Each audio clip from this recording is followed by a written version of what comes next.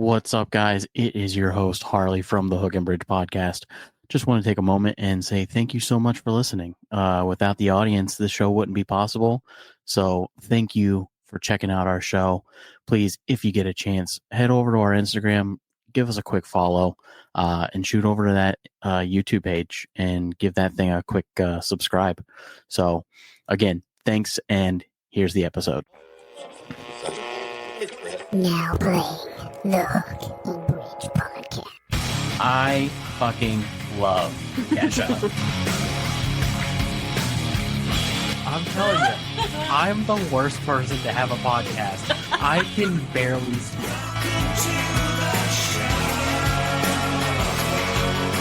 Oh my god, I love doing this! What's up, everybody? Welcome back to the show. I am your host, Harley, joined by an extremely special guest today, the one and only Ryan Cabrera, back on the show. What's up? Ryan? What's up? What is up, man? What's up? Last time you were here, we were discussing Prescription of You. It was coming out. This time around, we're talking about an amazing re-release.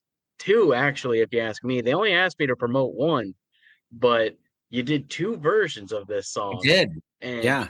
Both of Happy them are birthday. fantastic. Happy 20th birthday to On the Way Down. Yeah, we did like a reimagined pop version, which was like co-featuring a bunch of friends of mine and different artists. And then we did the outside of the box rock collab with Like Ghosts, who dude, they had this like epic rock version of On the Way Down online. And I was like, what is that? Like, I didn't even realize it was like my song. It was so like cool and like left field and rock. And I was like, dude, I got to get in on that. So we did a collaboration and kind of got together and did this version, which I think it could come out on rock radio and sound like it came out yesterday. You know, they did such a cool. Oh, yeah. It's such an awesome like take on the song too. So on this version that you guys put out, how much involvement did you have on the production side? Are you playing any of the guitars or anything? The production was all Like Ghosts. Like that was all their idea. They did their thing. It was, here's how we would do this song if we wrote it. And then I heard it and I was like, that's badass. Never really saw it in that direction. And so we got in contact with them. I was like, dude, can I get in on this? They're like, oh my God, dude, we would be honored to, do it with you. I was like, hell yeah, I'd be honored to do it with you guys.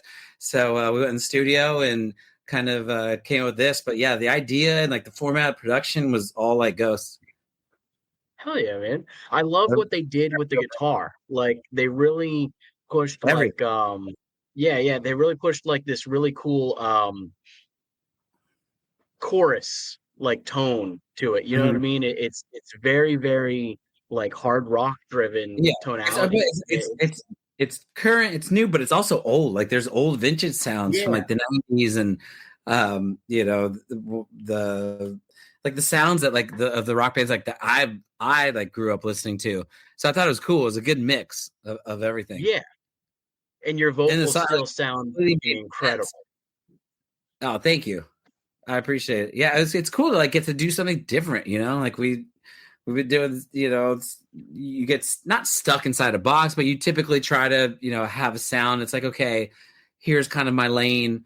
So when you get to do something that's like not in your lane or not like, what people would expect from you, I think is, it entertains you as the artist, so doing just this version for me was entertaining. Like it made me super happy to get to do something that I normally wouldn't do.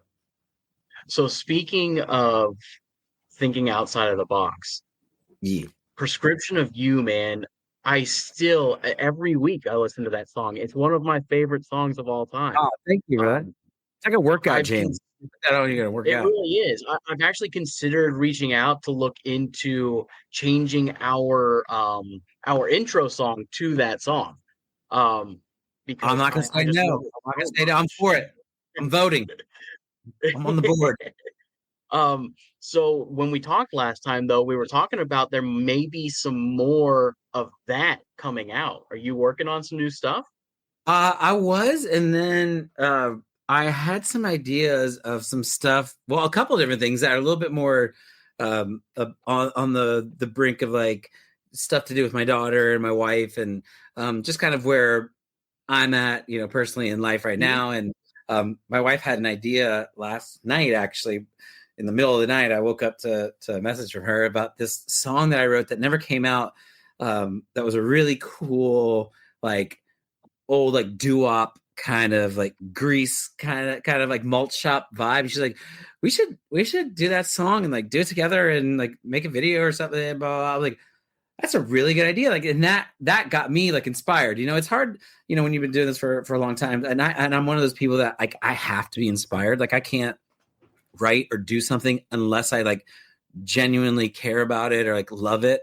And that was one of those ideas. I was like, oh my God, hey, that's a great idea. Like, and I talked to, the people that I did it with today. I was like, dude, I need to get the version of this so I can go in and re-record some vocals. I want to bring some life to this tune that I never even thought about putting out.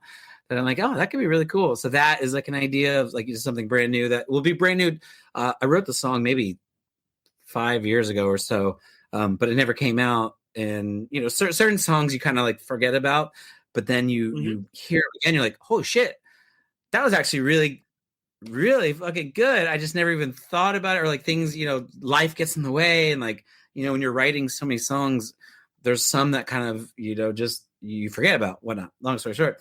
But I was like, damn, I listened to it today and I was like, oh my God, that's kind of dope. And that could be something fun. And like, I love getting to do something with her. And then also, with that being said, like songs like True, I had the idea of rewriting some of the lyrics to True, and make the lyrics towards my daughter, because when she was in the womb, like that was a song that I sang like while she was in the womb. That I would sing to her when she was a little baby, and she'd be crying, and then I would kind of sing that, and then I like to think, and she actually did, like she would it would calm her down, and like I like to think that she somehow felt that, and like it brought her a sense of calmness.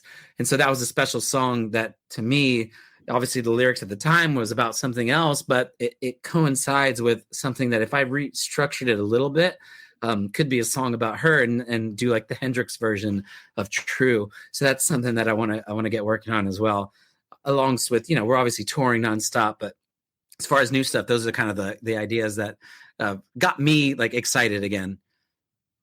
That I love all of that. I'm so excited for all of it. I mean, you've had so much happen to you since we last talked. And we're gonna dive into all of it, man. So when you came on here, you had just found out that your wife was pregnant the last time. Really? Oh my And God. yeah, That long? so it's been Oh, that long, man. And okay. we Okay. actually did a little segment where we talked about like a message that you wanted to leave for you didn't even know that it was a girl yet. That's how early it was. Um Wow. Oh my God. so I'm so so glad it was we had girl, by the way. we had that from before, but now as a new father, what is your message to your daughter? What would you like to in 15 years when she pulls this out of the internet, what would you like to say to her? Oh man, I just want her to think for herself, have her own ideas, have her own opinions. I want her to be, a strong, independent badass, and question everything, and come up with her own idea. Don't just believe something because I told her that is true. You're Find right, her right. own truth, find her own creative outlets, not just the things that, we want her to do. Obviously, I want her to be a drummer. I'm not mad if she picks up the drums. I do think she's definitely going to play an instrument because she loves guitar, she loves piano, but only if she, continues to love it. Obviously she's 21 months old, but she definitely gravitates towards music. So that, is dope and it makes me happy. But at the end of the day, whatever it is, I want it to be what makes her happy, and not, what makes me happy. Whatever makes her happy will in turn make me happy, whether it be music, whether it be anything, whatever she wants to do. That would really be my message. Hell yeah, I love that. So also about 2 months after your daughter was born, I found out that my wife was pregnant. Oh, let's go. Now I'm going Congrats. around. Yeah. So is yours what, like 18, 19 months now? 11 months. Okay. So I guess it was actually, so it was about a Oh, year after yours. you're still in Yeah. that first year. You're still there. Ooh. Have you gotten any sleep yet? A little bit, not much, but a Okay, little yeah. bit. Yeah. It I've hurts. heard that it gets worse that like tail end of the first year because there's the sleep regression. They're every baby's different. I know they're obviously a lot of similar traits, but you never know. Sometimes it gets way better. All of a sudden people are like, oh, it's gonna get worse, and then ours got way better. And then, there's all the timing is so different. You never know. Maybe it'll just get better. Right. I don't And really. and I know you talked about it on another show that I saw, and I gave it to my wife to listen to as well. Um, oh, I just realized my microphone was super low. I'm so sorry, man. Oh no, I hear you. Great, you're loud. No, you're good. I hear you. So I know your wife also went through some postpartum, and it was nice to see you guys go through that journey and have that to give to my wife who was also dealing with it.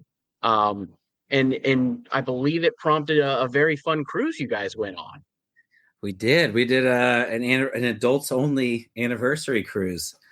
It was the longest, like first time kind of for the two of us to be away from the baby for, I think it's 4 days, 4 nights, which is crazy, which is tough because, obviously you miss them, but it's much needed just for yourselves to still do things, like your relationship doesn't stop being, as important as it ever was just because you have, a baby. So that was something that was good for us to just get away for a second and, remind yourselves of, who you are as a couple and that you're a team, and that was just kind of let loose and not have responsibility for a second, because obviously you're learning now and how much responsibility it actually is. It's like, oh my God, I'm in charge of keeping this human alive. Like, and there's no you have the internet, you have what people say, but there is no proper guidebook to anything you're doing. So it's wild. So yeah, that was fun. We did a Virgin cruise, 21 up. We had like 100 friends on the cruise, and it was a shit show at sea to say the least. But and we tried to remind ourselves that we still got it. We're like, we still got it. Yeah, but Harley, we don't. We and it's okay. We don't still got it the way that we'd like to think, but we had a damn good time, and it was worth it. We were paying for a week after, but totally worth it. That reconnection is so important, and that's where we're kind of at as a couple of trying to find our way towards that reconnection now. Yeah, first year is just make sure this is survival. It's all survival, right? And then after that, take that year to just figure out how to survive. And then after that, you can start working on the things the core things that truly mattered. Right. I did get to recently see a super fun video. Your wife took your daughter out on the stage, man. That was cool. Was that her first time being out? I don't even know. I'm not there right now. They're in the UK somewhere. They're in I don't even know. I think they're in Cardiff right now.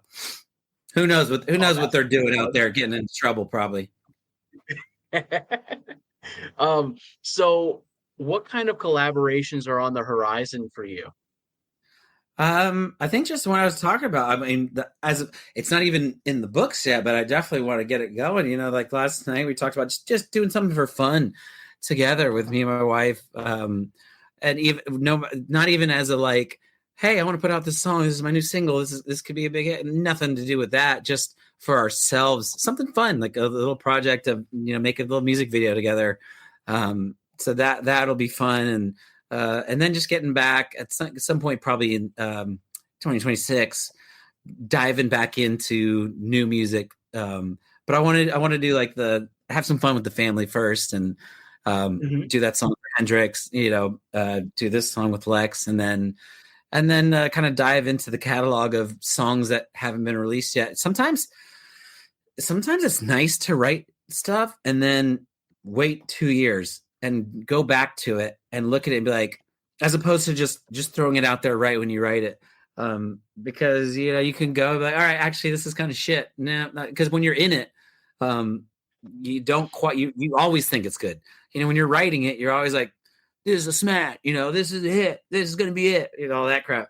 But when you give yourself a second to kind of detach from what you just did, it's kind of cool to go back and revisit some stuff and be like, oh shit, this now, what I was trying to write for this current time, if I was to put it out, would like already be dated. It'd already be like, okay, that was so 2 months ago. With the way like the attention span is of people and the way, kind of current music sounds.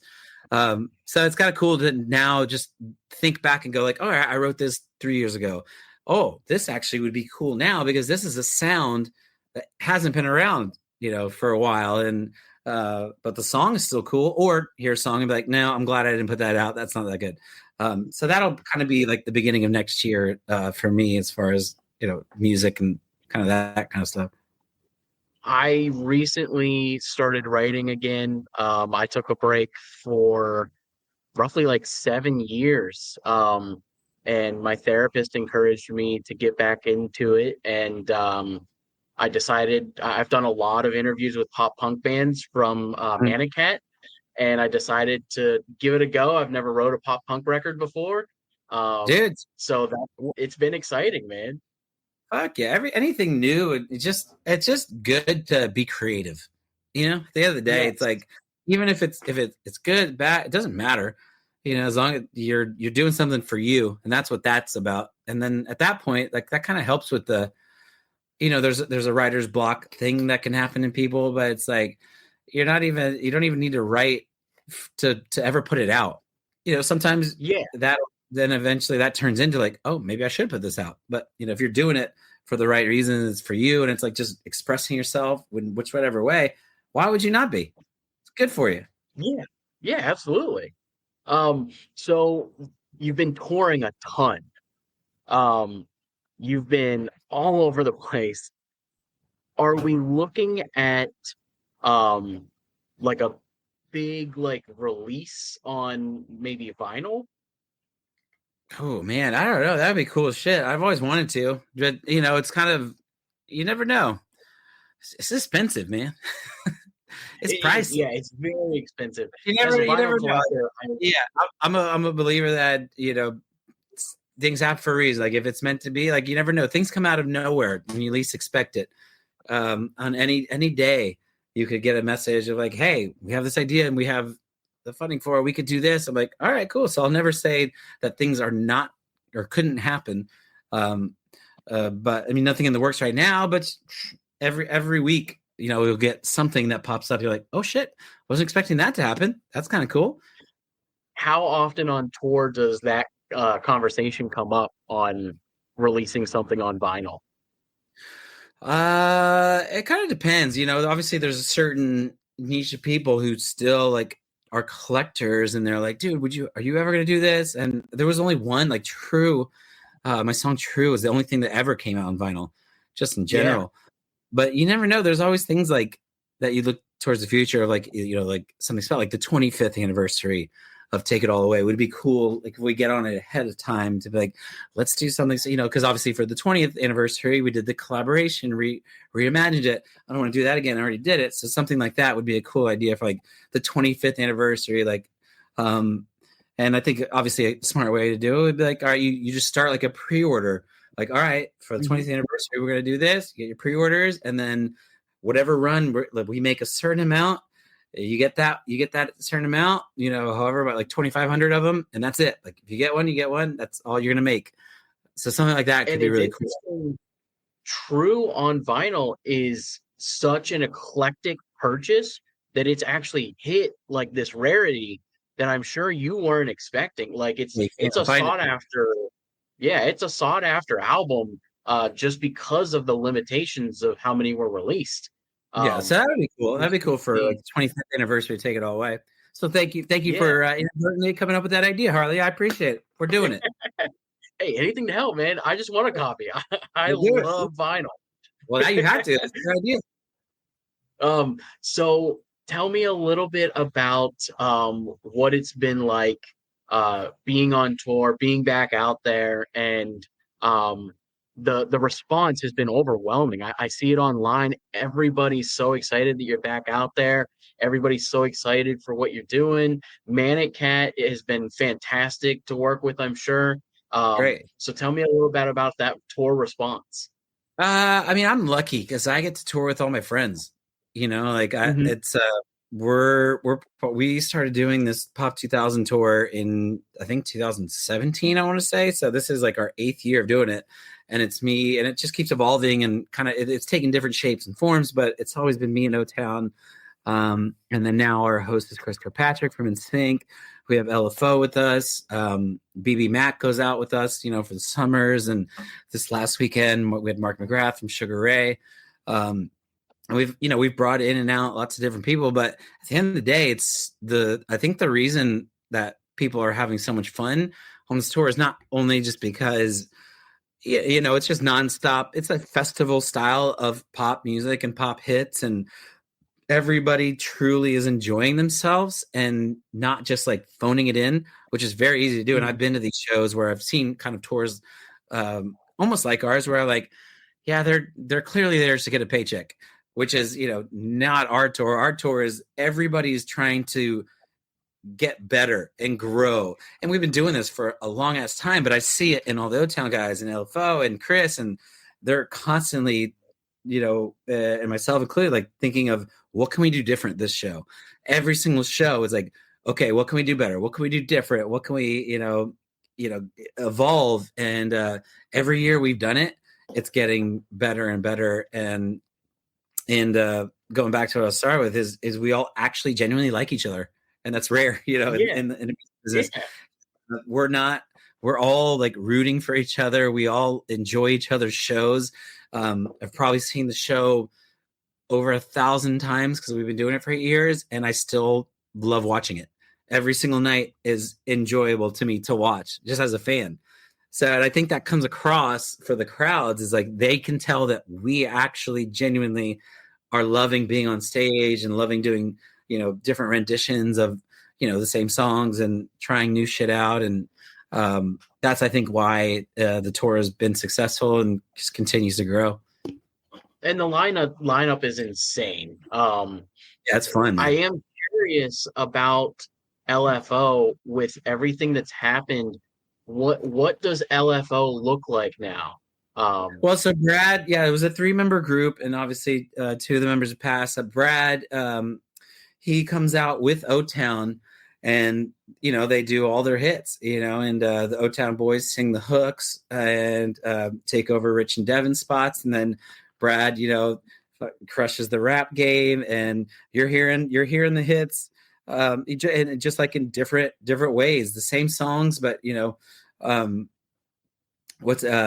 then Chris will come out and he does the NSYNC stuff with O-Town, so you're getting, you know, these giant massive hits. You know, all in this like little fun little, almost like it's like a little festival, like a pop festival setting. Yeah. Whatever venue it is, you know, we're doing all kinds of venues from casinos to clubs to House of Blueses to amphitheaters to, you know, state fairs, and you're kind of getting a different look at it every time. But yeah, so Brad and they, you know, obviously he's got 5 or 6 just super fun hits, and my wife loves coming to the show because she sings along to every single word, makes her nostalgic heart very, very happy. I just missed you guys at Busch Gardens here in Virginia. Oh, I love that place, Williamsburg. Yeah, that was my first time at Busch Gardens. It was a blast. We rode all the rides. Dude, we love that one. That was good. Yeah, it's awesome here, man. And I missed you by like 3 days. I was so mad. I was like, I was gonna go, and we ended up having to go to Ohio and pick up my wife's sister, and so I missed you by 3 days. But I saw the videos from the show, and you guys, there's a lot of shenanigans. You guys are jokesters. There's no shenanigans. What have been no lack of fun. What have been like some of your favorite like pranks or things of that nature? They're quite no. A lot of them, like some of the stuff that happens back there, we can't discuss legally. But Chris is a big joke. Chris is like a giant 14-year-old. So he's he's one of the main ones. So he's always messing around. So you can never take him seriously. He's like the main guy. I'm kind of the same way, kind of like a little kid in a grown man's body. We just have fun, nobody takes themselves too seriously. We take our music seriously and the show seriously, but when it comes to, the vibe and the energy around everybody, everyone's just happy to be there and having a good time and messing with each other. And you got to keep it fresh and fun or else, you'll get fucking bored. Speaking of some shenanigans, I had the band Show Off on. Mm-hmm. And we were discussing the Manic Cat homecoming show, and I heard about the buttons that they had. Was that Cabrera? No, the Ryan Cabrera pins. Oh, okay. Yeah, they told me that they had. They said they had a bunch of your face put on a pin. Oh, yeah, show, and they all wore it. Yeah. Oh, it's on the Jersey side actually, but yeah, those are dope. I was like, hell yeah, can I have one? Yeah, that's what he said. He was like, man, we wore it as a joke, and then Ryan was like, those are awesome. Can I have one? Yeah, yeah. I was like, I'm taking this. Man, that's your personality. As soon as they said that, I was like, yeah, that makes so much sense. I was like, thank you. Like, I don't care if it's a joke. I think these are dope. Give me one. Yeah. All right, so. Tell me what do you want to promote for the future? Is there anything you can release as far as dates or anything? Specifically, I think it's cool that I got to do a collaboration with like Ghost, so I want everybody to definitely check out the rock version of On the Way Down and play for your friends who may have never heard anything or maybe who will think it's a new song, that is play it while you're golfing. Fuck it. The boys like, how's that? So really that obviously we'll be on tour for the rest of the year and then again next year. So nonstop. We don't stop. It's an awesome version of that song. As somebody who is a diehard hard rock guy, I fucking love it. I also really love the original as well. And I loved the collaboration that you did with all of your friends too. That one I thought genuinely sounded fun. Like it just, when you hear it, you all sound like you're having a good time doing it. Party. The Like Ghost one is like my favorite version because I love that hard rock sound. I will say, I personally wish that you did a sweet ass guitar solo in it. I thought that would have been a cool touch. Yeah, they already crushed it, so I wasn't touching that shit. They did. Yeah. I'm not messing with it. You guys already got no. I'm good. But yeah, absolutely. I super encourage everyone to check it out. And Prescription of You, I stand by, one of the greatest songs ever. Yeah, absolutely. Why not? You got time. Check out Prescription of You as well. All different vibes. Something for different times, So are you ready to jump into this game? Hell yeah. Okay, so this is going to be a game where, I will warn you, we've played this game twice, and so far, no one has gotten all of them correct. Hold on, sorry, I'm getting a FaceTime from my wife. Are you still there, hopefully? Okay, we're somewhere. Let me see if I can get back. Can you still see? Okay, we're good. Sorry. Yeah. Oh, you're fine. It took the screen over. Let me tell her. No one has been able to get all of these correct yet. Okay. What we're gonna do is these are going to be changed album covers. So these are all AI generated changes to famous albums. That's One Direction. One Direction. You're already nailing it. That is One Direction. Is that the game? Is that what I'm trying to figure out? Who the album cover is with the band? That's right. Yeah. So you're gonna see the AI version and then the original. Shit, I know that. Oh my god, who is that? Oh, this is gonna kill me because I know that album cover.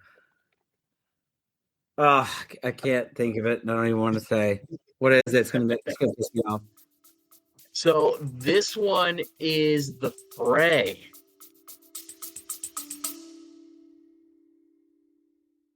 What's up, everybody? It's your host, Harley. I hope you're enjoying the show so far. And I just wanted to take a moment and say, go head over to our website. We do have a merch section over there. Check out some of our merch. And also, you can become a member, get exclusive discounts on merch, as well as a whole list of great benefits. Head over. It's $10 a month. I know it's a lot to ask, but it really helps support the show. So thanks again, and I hope you enjoy the rest of the show.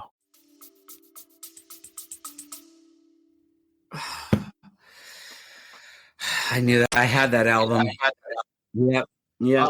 Such an extremely underrated album. I think this is one of the best alternative albums. I think that they're extremely underrated as a band. Yeah. Those guys are amazing. All right. Oh, Lana Del Rey. Lana Del Rey. You're doing a lot better than the last guy. So all I could hope for. We had Rob Thomas's son on to promote their band, The Lucky, and he should be crushed. He should be crushed.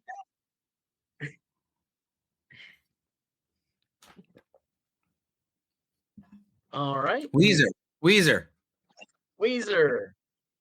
Oh my god! I play that album out. I wore that album out, every single song.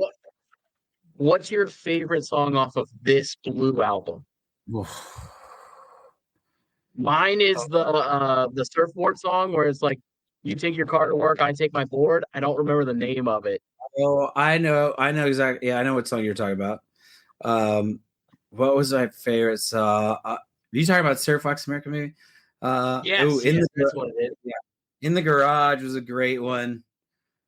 In the garage. To get along. Oh, such a good album.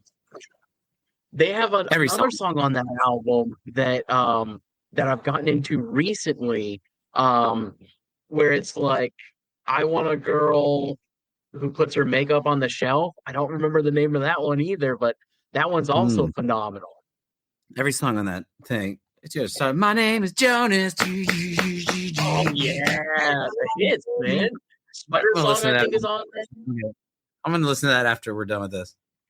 I'm putting that on while I clean the house. There you go. Not even joking. So we do have all right.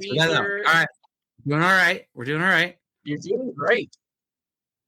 Oh, guitar down. This one's a big throwback. Did it actually have a dog on it? This one's I don't want to say. I don't want to give it away. You don't have to. Yep. I don't think I'm going to get that one. That one, I don't think I had this album. Maybe I did. I just don't. Let's see. This one is going to be right back into your childhood, man. Meatloaf? So close. So far closer than you think. Van Halen's 1984. There you go. I was thinking, I didn't know if it had a dog in it. I was like, okay, who have a dog on there? I think this is like the best Van Halen album, if you ask me. Yeah. Damn, I didn't get it from the AI version. I was thinking dog. I was like, what hell? There's a dog on it. All right, that one got me. Oh, In Sync. In Sync. In Sync with Sync Beards. Boys. Beard Sync. That was like an early album. Crazy. Oh, I know. Trust me, I've ordered my fair share of T-shirts off Temu, and I'm like, this isn't even the band. This is not even the band. This is the AI version of this band. Oh, Pink Floyd. I considered turning that into a shirt, though, the Sync Boys shirt. It came up with that on its own. I was like, that's clever. I like that. Yeah, genius. I'm thinking in Pink Floyd. Absolutely, Pink Floyd, Dark Side of the Moon. All right, we're good. We're doing all right. We're back. Are you back. Are you a big Pink Floyd fan? There's certain songs that, you know, I mean, they're genius. I love like watching documentaries on them.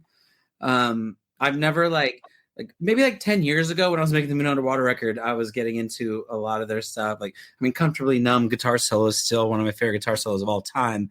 But when I watch like the times of what they were doing, the time that they lived in and what it did for that era, like, dude, it's insane.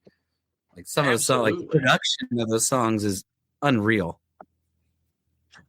Speaking of some of your earlier influences, when you were making your earlier albums, who were some of your big, like, influential, inspirational people? I think the biggest one is like Dave Matthews, any album, Paul Simon, Graceland. I mean, so those are some of the biggest ones. Any of the Beatles albums, obviously. Those are. Yeah, I think last time you said you're a giant Beatles fan, right? Don't you have a Beatles tattoo? I do. Oh, yeah. Boys, I got George here. There's John. Well, I don't know where the camera is, but John's there. Yeah, I got a bunch. What is your least favorite Beatles album? Ooh, I don't think I have a there's no answer that's not going to piss people off because everybody has a different album that they're like, are you kidding me?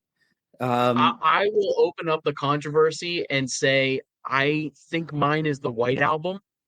Okay, I didn't think that one. Every single one's going to be controversial. I'm not at liberty to say because it is impossible.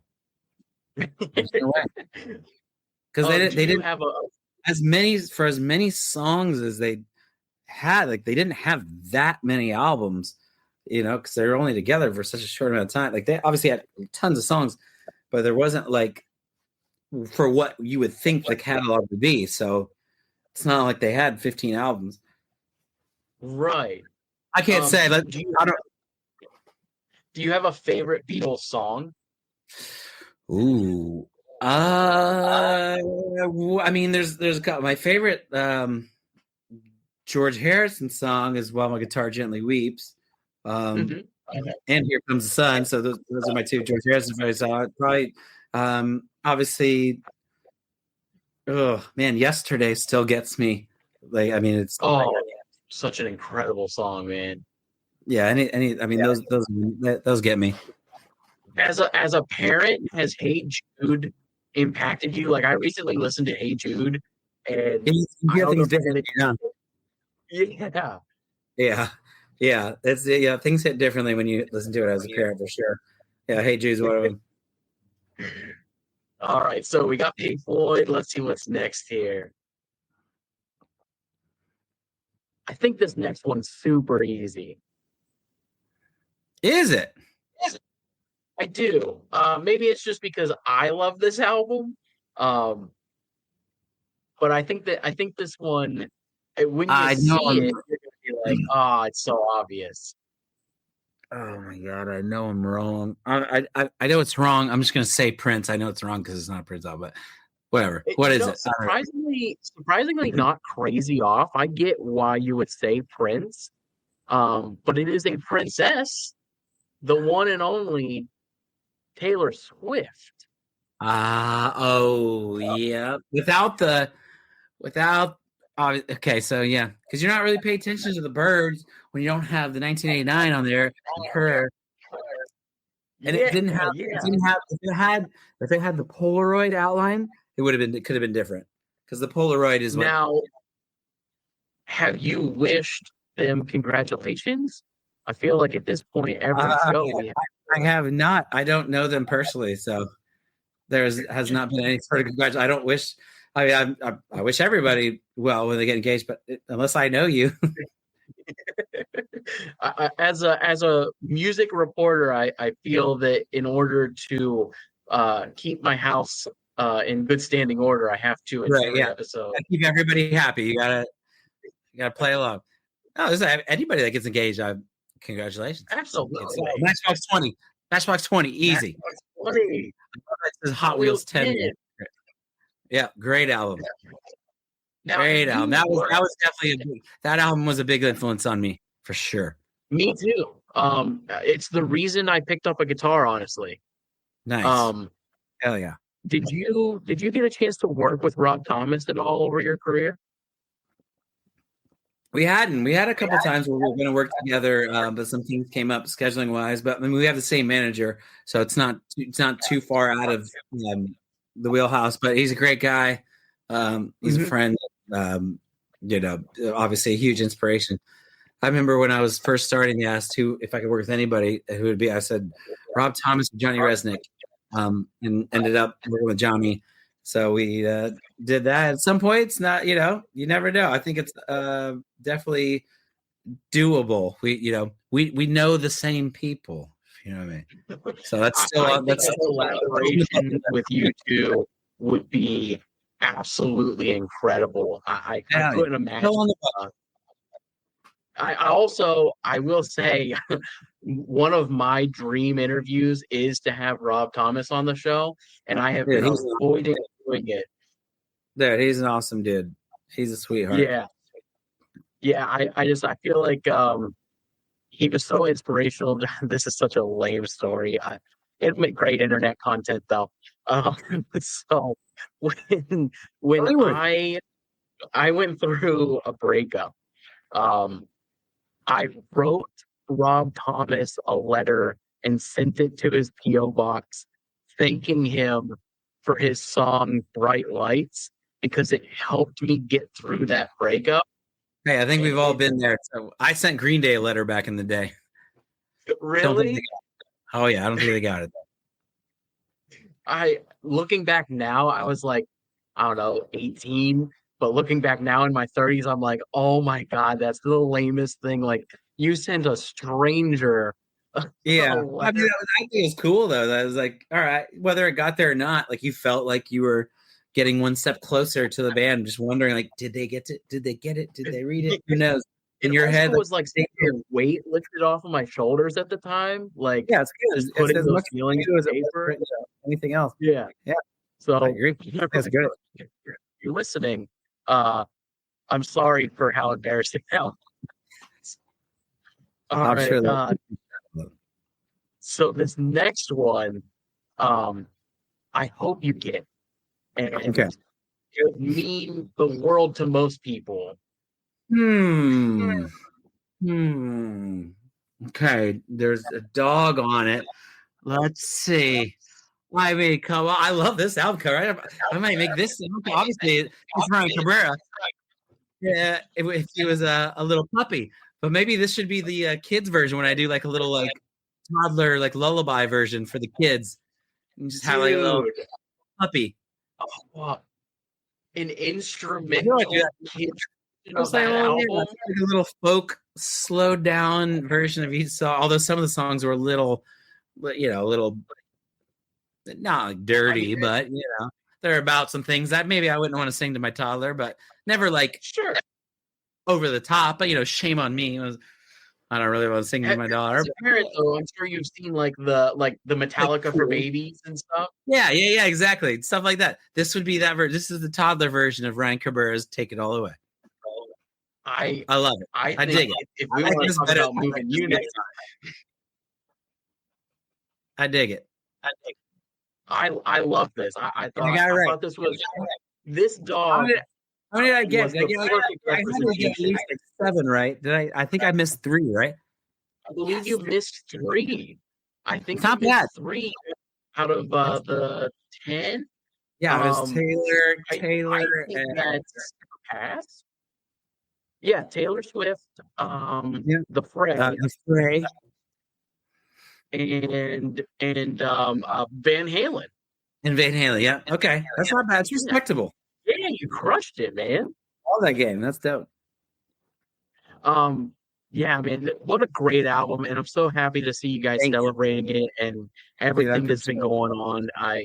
I grew up with this album. It's nice to get to see other people get to experience it for the first time.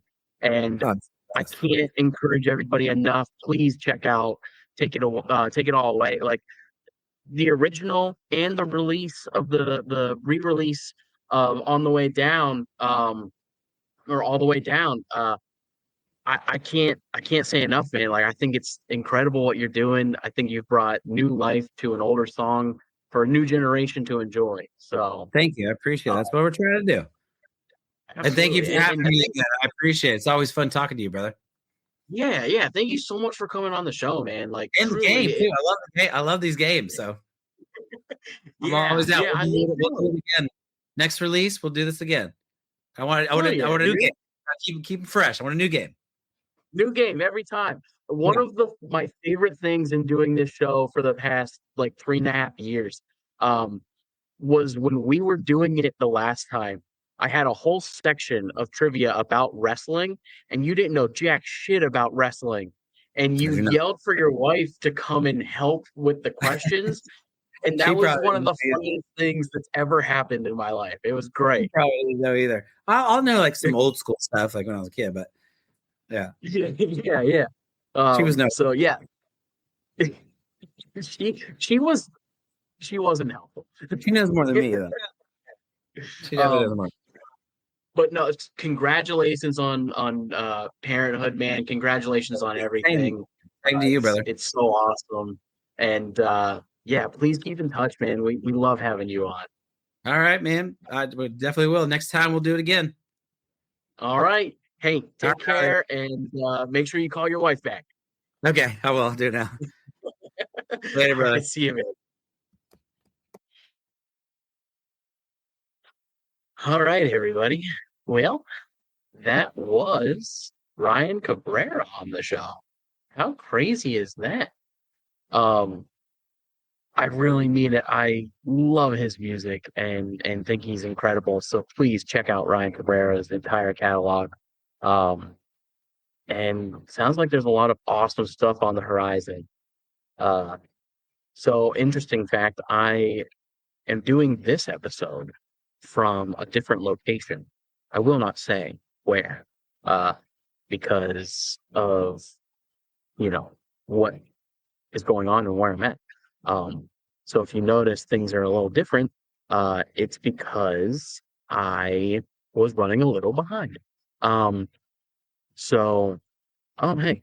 it'd probably help if I talk into the actual microphone. So anyways, yeah, that was the show, everybody.